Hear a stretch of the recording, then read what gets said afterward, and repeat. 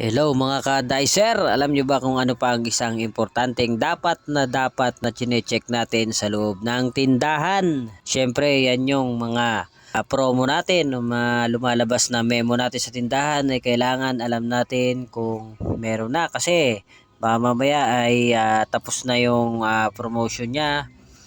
Yung iba mga 15 days lang, wala pang isang buwan ay tapos na agad ang promotion kaya dapat ay chine-check agad natin yan. Ayan, gaya nung nakikita nyo guys na ginagawa ko pagta-tie up ko ng Coco Crunch na may pring Coco Crunch Banana.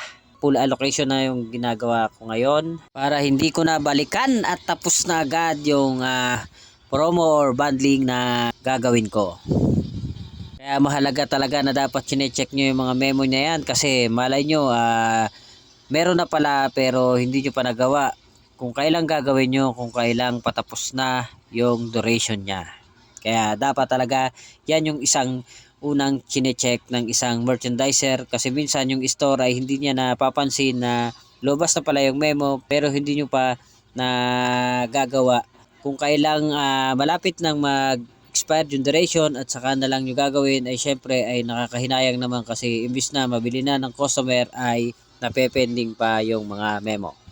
Kaya kahit napaka sobrang busy natin ay wag nating kalimutang lalahanin na meron pa tayong dapat gawin, dapat i-check, dapat tingnan sa mga tindahan kapag tayo ay rumorota.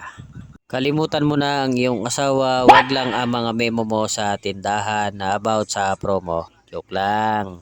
Pero syempre, saludo pa rin tayo sa ating mga merchandiser dito sa Pilipinas. Proud na proud tayo at ipagmalaki natin na isa tayong merchandiser. Kaya kung bago ka pa lang po sa aking YouTube channel na Merchandiser Lang Malakas, ay mag-subscribe ka na po sa aking channel at i-click mo na rin po ang notification bell para lagi kang update sa mga i-upload ko mga ka-dicer. Ano pang ginagawa mo? Subscribe na mga ka-dicer. Yan na nga mga ka-dicer, syempre kailangan din naman pag nagbabundling tayo o nagtatayap tayo ay medyo nakaayos din naman o medyo pantay rin naman yung pagkakagawa natin.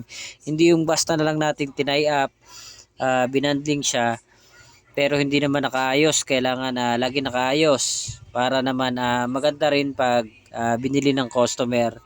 Saka maganda rin sa gondola pag nakalagay na, naka-display na yung isang item. Kaya yun lang mga ka-dicer, hanggang dito na lang po yung video ito at abangan nyo po yung susunod kong upload. Salamat!